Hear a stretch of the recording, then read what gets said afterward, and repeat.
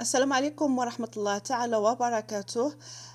أهم معلومات عن حياة جار الفنان عبد الحليم حافظ اللي هو الفنان المصري سمير صبري. ولد الفنان المصري سمير صبري في مدينة الإسكندرية يوم 27 ديسمبر كانون الأول عام 1936 ميلادية، وتوفي عن عمر يناهز 86 عاما بعد صراع مع المرض، وترك الراحل خلفه إرثا فنيا وثقافيا وصل إلى 140 فيلم و40 مسلسل تلفزيونيا وإذاعيا وسلسلة من البرامج والمسرحيات والفوازير.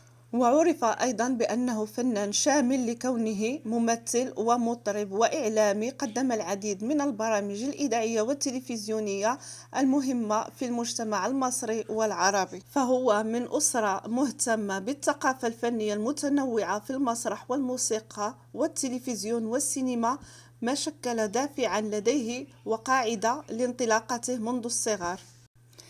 أحب الاطلاع على الفنون، وكان دائم الحرص على الحضور العروض المسرحية والفنية المتنوعة، كما امتلك موهبة الغناء والاستعراض وتقليد الفنانين.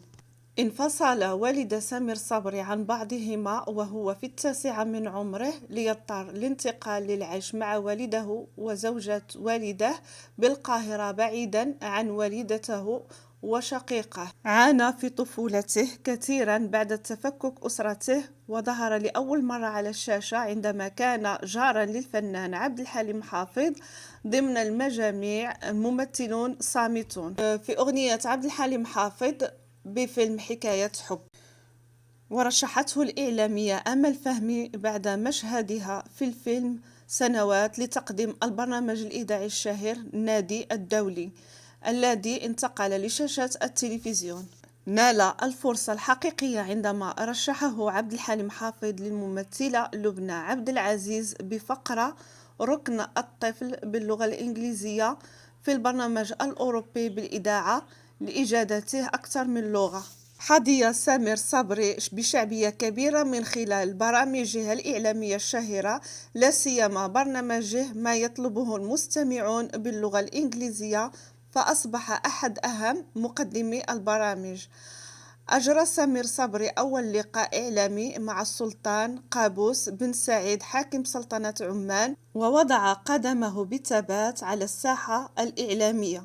أجرى سمير صبري حوارات هامة أبرزها مع الموسيقار محمد عبد الوهاب وعبد الحليم حافظ وأم كلثوم وسعاد حسني ووردة الجزائرية، وقام بتأسيس نقابة فنية أطلق عليها نقابة الأحرار المنفتحين، مع كل من الكاتب رفيق الصبان والمخرجين يوسف شاهين وحسين كمال.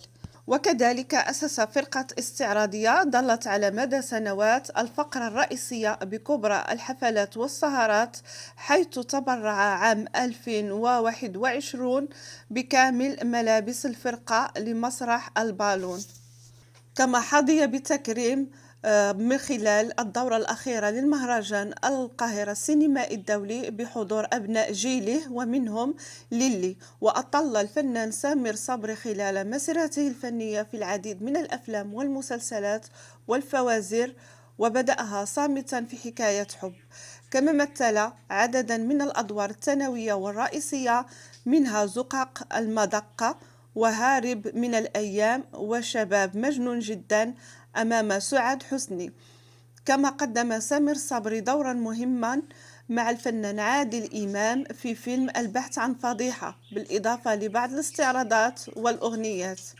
لم يبخل سمير صبري بتقديم الدعم لزملائه من الفنانين في أزمتهم الصحية والإنسانية، كما بقي وفيا للفنانة سعاد حسني خلال علاجها بلندن.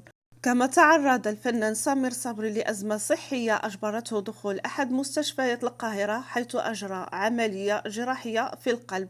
وأما أشهر أفلامه اللص والكلاب وأخطر رجل في العالم والبحث عن فضيحة والتوت والنبوت وجحيم تحت الماء وبالوالدين إحسانا.